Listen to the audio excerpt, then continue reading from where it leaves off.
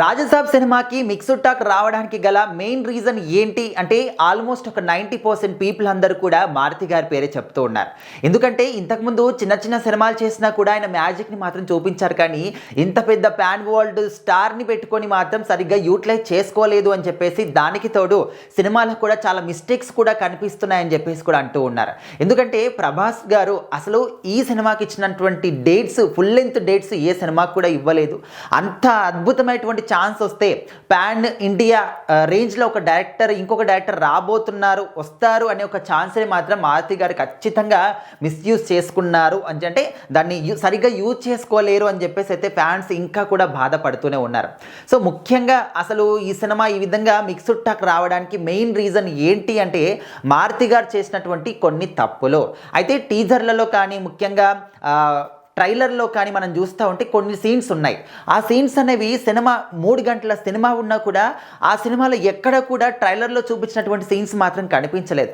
ముఖ్యంగా అందరూ కూడా ప్రభాస్ గారి ఏ లుక్స్కి అట్రాక్ట్ అయ్యారు, ఏ లుక్స్ కోసం వెయిట్ చేశారంటే రాజుగారి గెటప్. మరి ఆ ఒక ఓల్డేజ్ గెటప్, ఆ చుట్ట నోట్లో పెట్టుకొని ఆ విధంగా కుర్చీలో కూర్చొని ఉంటే ఆ ఒక్క సీన్ అనేది అందరికి కూడా చాలా చాలా కనెక్ట్ అయిందనమాట. అరే ఇలాంటి సీన్లో ప్రభాస్ గారిని ఎప్పుడు కూడా చూడలేదు కదా మనము.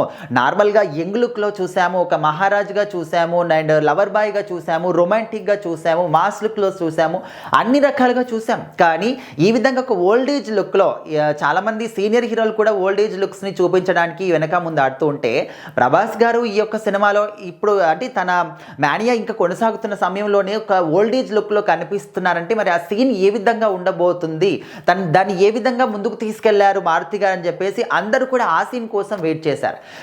తీరా 3 గంటల సినిమా చూస్తే ఆ 3 గంటల్లో ఎక్కడా కూడా ఆ సీన్ మాత్రం కనిపించలేదు.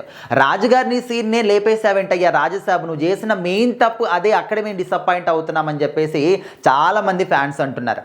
ఎందుకంటే ఫ్యాన్స్ యొక్క పల్స్ అనేది చాలా చాలా ఇంపార్టెంట్ ఏ హీరోకైనా, ఏ సినిమాకైనా కూడా. ఎందుకంటే వాళ్ళు ఆ సినిమా హిట్ అవ్వాలన్నా కూడా, ఫ్లాప్ అవ్వాలనుకున్నా, మంచి టాక్ రావాలనుకున్నా, చెడు టాక్ రావాలనుకున్నా కూడా ముందుగా ఫ్యాన్స్ మీద డిపెండ్ అయి ఉంటుంది. వాళ్ళు సినిమా చూసిన తర్వాత ఏ విధంగా చెప్తున్నారు, ఎక్కడ డిసప్పాయింట్ అయ్యారు, ఎక్కడ వాళ్ళు హైగా ఫీల్ అయ్యారు, వీటి ద్వారానే మిగతా వాళ్ళు చూసి వాటిని మళ్ళీ సినిమా చూడడానికి వాళ్ళు కూడా వస్తూ ఉంటారు.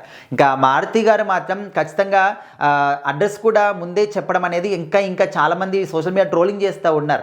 ఇంకా వచ్చేస్తాం మీ ఇంటికి అని చెప్పేసి, అండ్ ఇంకొన్ని ట్రోలింగ్స్ కూడా రకరకాలుగా చేస్తూ ఉన్నారు. వాటి గురించి మనము ఎక్కువగా చెప్పలేము.